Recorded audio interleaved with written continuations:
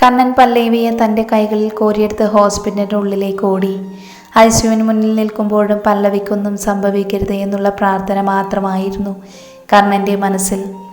അർച്ചനയുടെ കയ്യിലിരുന്ന് മിത്തുമോൾ ഐസിയുവിൻ്റെ ഉള്ളിലേക്ക് ചൂണ്ടിക്കരയാൻ തുടങ്ങി.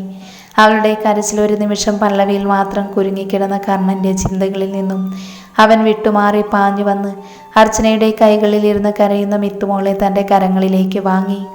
അപ്പോഴും ആ കുഞ്ഞു മനസ്സിൽ തൻ്റെ അമ്മയ്ക്കരികിൽ പോകാൻ വെമ്പൽ കൊണ്ട് കരഞ്ഞുകൊണ്ടിരുന്നു.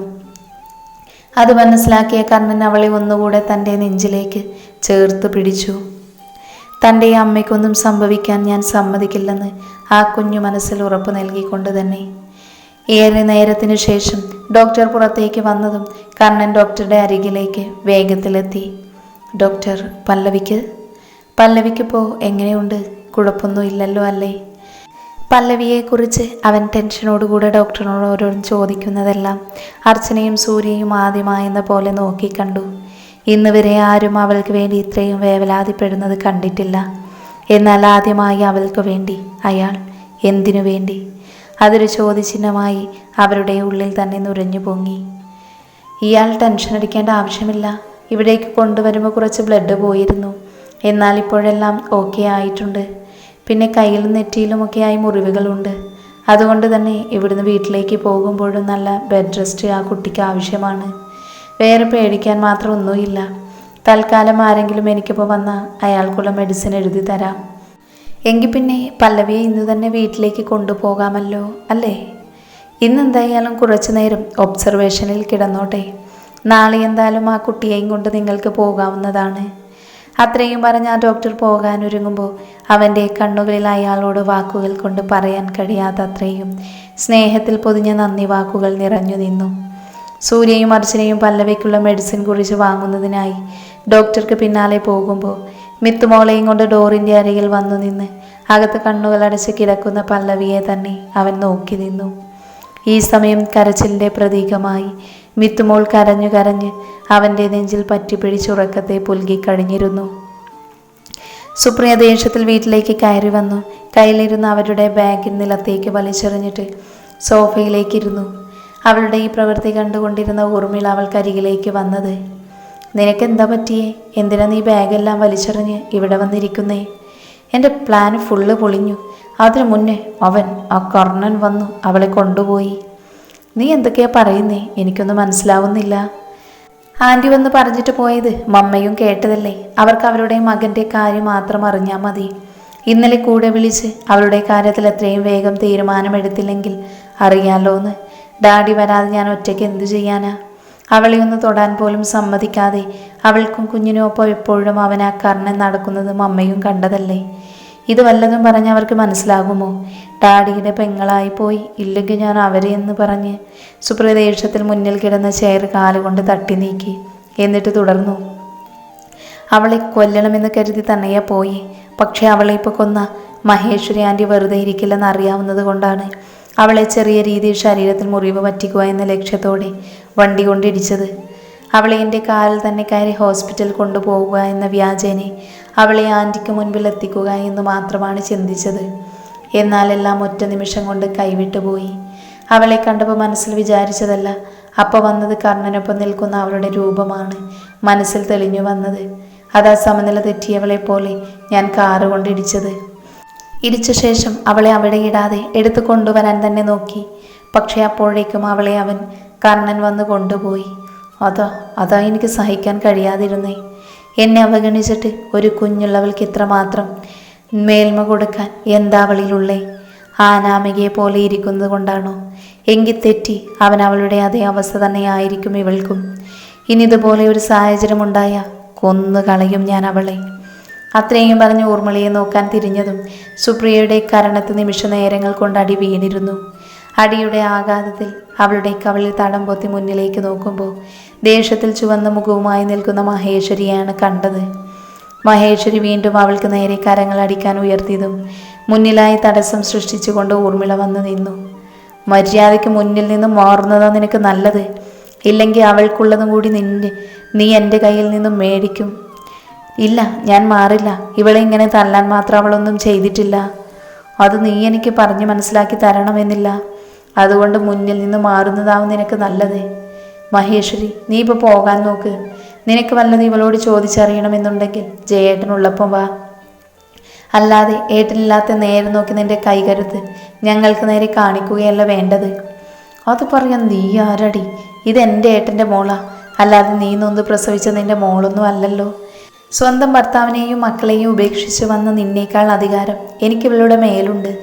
അതുകൊണ്ട് തന്നെ ഇവളെ തല്ലാനും തലോടാനും നിന്നേക്കാൾ അവകാശം എനിക്കാ, അല്ലാതെ വലിഞ്ഞു കയറി എവിടെ നിന്ന് വന്ന നിനക്കല്ല. മഹേശ്വരി, വാക്കുകൾ സൂക്ഷിച്ച് സംസാരിച്ച നിനക്ക് നല്ലത്. ഞാൻ എങ്ങനെ ഇവിടേക്ക് വന്നിരുന്ന പോലും ഇന്ന് നിന്റെ ഏട്ടൻ്റെ ഭാര്യയായ എല്ലാ അർത്ഥത്തിലും അതോർത്താ നിനക്ക് നല്ലത് ആയിരിക്കാം. പക്ഷെ ഞാൻ നിന്നെ എൻ്റെ ഏട്ടൻ്റെ ഭാര്യയായി അംഗീകരിക്കാത്ത അത്രയും നാള് നീ എനിക്കും ഏട്ടനും മക്കൾക്കും ഇടയിൽ ഒരു വിലങ്ങുതടി മാത്രമാണ്. അതുകൊണ്ട് തന്നെ എന്നെ വെറുതെ ദേഷ്യം പിടിപ്പിക്കാതെ നീ മാറുന്നതാണ് നിനക്ക് നല്ലത്. എനിക്കിവളോട് കുറച്ച് സംസാരിക്കാനുണ്ട്. എന്തൊക്കെ പറഞ്ഞാലും ഇന്നിവളോട് സംസാരിക്കാൻ നിന്നെ അനുവദിക്കില്ല ഞാൻ. മഹേശ്വരി ദേഷ്യത്തിൽ ഊർമിളയെ സൈഡിലേക്ക് പിടിച്ച് തള്ളി. പ്രതീക്ഷിക്കാതെ ആയതുകൊണ്ട് ഊർമിള അവിടെ കിടന്ന മേശയുടെ സൈഡിലേക്ക് ഇടിച്ചു നിന്നു. നിന്നോട് ഞാൻ ആദ്യമേ പറഞ്ഞു, ഇത് ഞാനും എൻ്റെ ഏട്ടൻ്റെ മോളും തമ്മിലുള്ള പ്രശ്നമാണെന്ന്. ഇതിൽ വലിഞ്ഞു കയറി വന്നവൾക്കൊന്നും ഒരു അധികാരവുമില്ല. അതുകൊണ്ട് മര്യാദക നിന്ന് നിനക്ക് കൊള്ളാം, ഇല്ലെങ്കിൽ എൻ്റെ കയ്യിൽ നിന്ന് നീ വാങ്ങിയിട്ടേ പോകൂ. ഊർമിള ദേഷ്യത്തിൽ മഹേശ്വരിക്ക് മുന്നിൽ വന്നു നിന്നു. സ്വന്തം ഭർത്താവിനെ രാഷ്ട്രീയ പദവിക്ക് വേണ്ടി കൊല്ലാൻ കൂട്ടുനിന്ന് നീയാണോ എന്നെ പറയാൻ വന്നിരിക്കുന്നേ? ഞാൻ എനിക്ക് ശരിയെന്നുള്ളത് ചെയ്തു, ഇനിയും ചെയ്യും. അത് നീ ചോദ്യം ചെയ്യണ്ട. എന്തായാലും നിന്നെ പോലെ ഭർത്താവിനെയും മക്കളെയും ഉപേക്ഷിച്ച് കണ്ടവനൊപ്പം സുഖിക്കാൻ പോയിട്ടില്ല ഈ മഹേശ്വരി. ഇനി നിന്റെ നാക്ക് എനിക്കെതിരെ ഉയർന്ന പിഴുതെറിയും ഞാൻ. അത് ഓർമ്മയിൽ വെച്ചാൽ നിനക്ക് നല്ലത്. ഊർമിള എന്തോ പറയാൻ വന്നതും സുപ്രിയ വേണ്ടെന്ന് കാണിച്ചതും പിന്നെ അവരോടൊന്നും പറയാൻ മുതിർന്നില്ല. മഹേശ്വരി സുപ്രിയക്ക് നേരെ തിരിഞ്ഞു. നീ ഇപ്പം ചെയ്തത് ഞാനിവിടെ അവസാനിപ്പിക്കുന്നു. എന്നാൽ ഇനിയും നീ ഇതുപോലെ ആവർത്തിച്ച സ്വന്തം ഏട്ടൻ്റെ മകളാണ് നീയെന്ന് നോക്കാതെ കൊല്ലാനും മടിക്കില്ല ഞാൻ. എനിക്കെൻ്റെ മകൻ്റെ ജീവിതമാണ് വലുത്. അവന് വേണ്ടിയിട്ടാണ് ഞാൻ ജീവിക്കുന്നേ. അതിനുവേണ്ടി അവൻ്റെ അച്ഛനെ പോലും എൻ്റെ മകന് വേണ്ടി കൊന്നവളാ ഈ ഞാൻ. അപ്പം പിന്നെ എനിക്ക് നിന്നെ അവസാനിപ്പിക്കാൻ ഒരു മടിയും കാണില്ലെന്ന് അറിയാലോ അല്ലേ? എനിക്ക് അവളെ വേണം, പല്ലവിയെ, അതും ജീവനോടെ. ഇല്ലെങ്കിൽ അതൊരു താക്കീതോടെ പറഞ്ഞിട്ട് സുപ്രിയയും ഊർമിളയും കൂർപ്പിച്ച് നോക്കിക്കൊണ്ട് അവിടെ നിന്നും പോയിരുന്നു. പല്ലവിയെ റൂമിലേക്ക് മാറ്റിയിരുന്നു ഈ സമയം. പല്ലവി കണ്ണു തുറക്കുമ്പോൾ തൻ്റെ മിത്തുമോളെ അടക്കി പിടിച്ച് തനിക്ക് മുൻപിൽ നിൽക്കുന്ന കർണനെയും അവനോടൊപ്പം നിൽക്കുന്ന അർച്ചനയും സൂര്യയുമാണ് കാണുന്നത്. സൂര്യ അവൾക്കരികിലേക്ക് വന്നിരുന്നു. നീ ഞങ്ങളെ ശരിക്കും പേടിപ്പിച്ചു കളഞ്ഞു. നിനക്ക് ശ്രദ്ധിച്ച് നടക്കായിരുന്നില്ലേ? എങ്കിൽ ഇങ്ങനെ സംഭവിക്കില്ലായിരുന്നു. അതിനെനിക്കൊന്നും സംഭവിച്ചില്ലല്ലോ. പിന്നെ മിത്തുമോളെ ഓർത്ത് നടന്നതുകൊണ്ട് ഞാനൊന്നും ശ്രദ്ധിച്ചില്ല. ഇനി നിന്നെ ഒറ്റക്കാക്കി ഞങ്ങൾ എങ്ങോട്ടും മാറില്ല, നിന്റെ കൂടെ തന്നെ കാണും. അതിന് പല്ലവി ഒരു ചിരി നൽകി. ഇതേ സമയം കണ്ണന് പല്ലവിയോട് എന്തൊക്കെയോ ചോദിക്കണം, സംസാരിക്കണം എന്നൊക്കെയോ ഉണ്ട്. എന്നാൽ അതിന് അവനെ കൊണ്ട് കഴിയാത്ത പോലെ തോന്നി. അവൻ്റെ അതേ അവസ്ഥയായിരുന്നു അവൾക്കും. ഒന്നും മിണ്ടാതെ രണ്ടുപേരുടെയും പരസ്പര നോട്ടത്തിൽ മൗനം തളം കെട്ടി നിന്നു. ആ മൗനത്തിന് വിരാമമിട്ടതുപോലെ മിത്തുമോൾ പല്ലവിക്കരികിൽ പോകാനായി കർണൻ്റെ കയ്യിലിരുന്ന് ചിണുങ്ങി കരഞ്ഞുകൊണ്ടിരുന്നു. പല്ലവിയുടെയും തലയിലും കയ്യിലും കാലിലുമൊക്കെ മുറിവിൻ്റെ കെട്ടുകൾ ഉള്ളതുകൊണ്ട് അവൾക്ക് എഴുന്നേറ്റ് ബെഡിലിരിക്കാൻ പ്രയാസം തോന്നി. പല്ലവി അർച്ചനയും സൂര്യയും പതുക്കെ പിടിച്ച് ബെഡിൽ ചാരിയിരുത്തി. മിത്തുമോളെ എടുക്കാൻ അവളുടെ കരങ്ങൾ ഉയർത്താൻ നോക്കുമ്പോൾ അവൾക്ക് കൈയുടെ വേദന സഹിക്കാൻ കഴിഞ്ഞിരുന്നില്ല. എങ്കിലും അവൾ മിത്തുമോളെ അവളിലേക്ക് ഒതുക്കി പിടിച്ച് ആ കുഞ്ഞു നെറ്റിയിൽ ഉമ്മ നൽകാൻ ആഗ്രഹിച്ചു. തനിക്ക് വയ്യാതിരിക്കുവല്ലേ?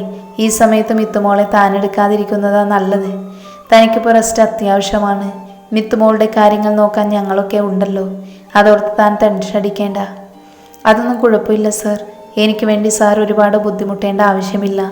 ഇന്നൊരു ദിവസത്തെ വേദനയാവും കാണുക, നാളെയെല്ലാം ശരിയാകും. തനിക്ക് വേണ്ടിയിട്ടല്ല ഞാൻ ഇതൊക്കെ ചെയ്യുന്നത്. മിത്തുമോൾക്ക് വേണ്ടി മാത്രം. പിന്നെ ഞാനിന്ന് എൻ്റെ കൂടെ വീട്ടിൽ കൊണ്ടുപോവാ ഇവളെ. നാളെ ഞാൻ വരുമ്പോൾ കൊണ്ടുവന്നോളാം. ഹോസ്പിറ്റൽ അവൾക്ക് പറ്റില്ല.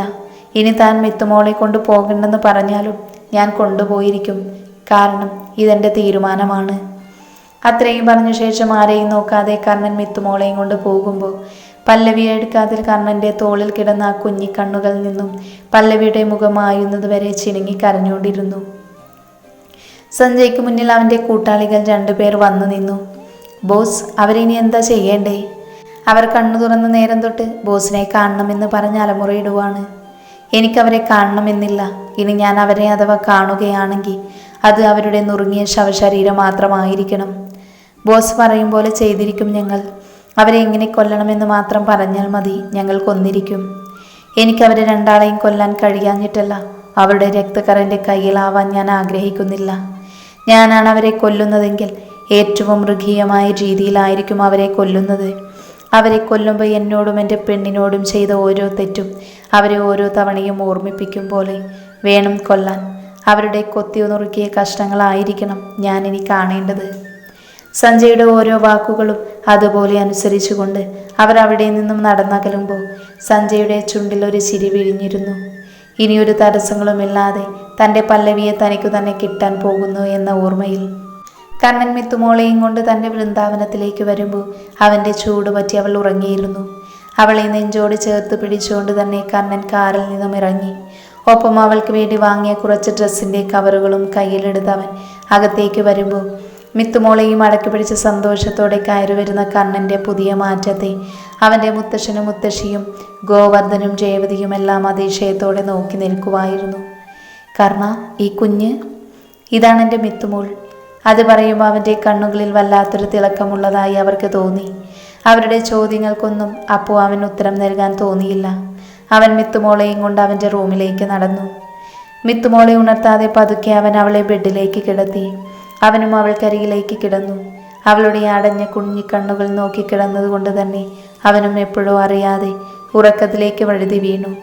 ഇതെല്ലാം കണ്ണൻ്റെ റൂമിൻ്റെ വാതിൽക്കൽ നിന്ന് ഗോവർദ്ധനും രേവതിയും നോക്കി കാണുമായിരുന്നു. അവരുടെ മനസ്സിൽ ആ നിമിഷം മിത്തുമോളിലൂടെ കണ്ണൻ അനുഭവിക്കുന്ന പുതിയ സന്തോഷത്തിൽ അവർക്കും സന്തോഷം തോന്നി. എന്നാൽ അതോടൊപ്പം മിത്തുമോളെ അമിതമായി സ്നേഹിക്കുന്നതിലൂടെ പിന്നൊരിക്കൽ അവന് അവൾ ആരുമല്ലെന്ന് തോന്നി തുടങ്ങുന്ന ആ സാഹചര്യം വന്ന വീണ്ടും ആ പഴയ കർണനായി അവൻ മാറുമോ എന്നുള്ള സങ്കടം ഇരുവരുടെയും മനസ്സിൽ തളം കെട്ടി നിന്നു. രേവതി ഗോവർദ്ധനെ നോക്കുമ്പോൾ തൻ്റെ മനസ്സിലെ അതേ ചിന്തയാണ് രേവതിയുടെയും മനസ്സിൽ നുരഞ്ഞു പൊങ്ങുന്നതെന്നറിഞ്ഞപ്പോൾ അയാൾ രേവതിയെ അയാളിലേക്ക് ചേർത്ത് പിടിച്ചു. അതിനുശേഷം കർണൻ്റെ മുറിയുടെ വാതിൽ ചാരിയ ശേഷം രേവതിയെയും കൂട്ടി അവിടെ നിന്നും പോയിരുന്നു. എന്നാൽ ഇതൊന്നും അറിയാതെ മിത്തുമോൾക്കൊപ്പമുള്ള സുന്ദര നിമിഷത്തിൽ കണ്ണൻ നന്നായി നിദ്രയെ പുൽകിയിരുന്നു. ഈ സമയം പല്ലവിക്ക് ആക്സിഡൻ്റായി എന്നറിഞ്ഞ സഞ്ജയ് അവൾക്കരികിലേക്ക് പാഞ്ഞു.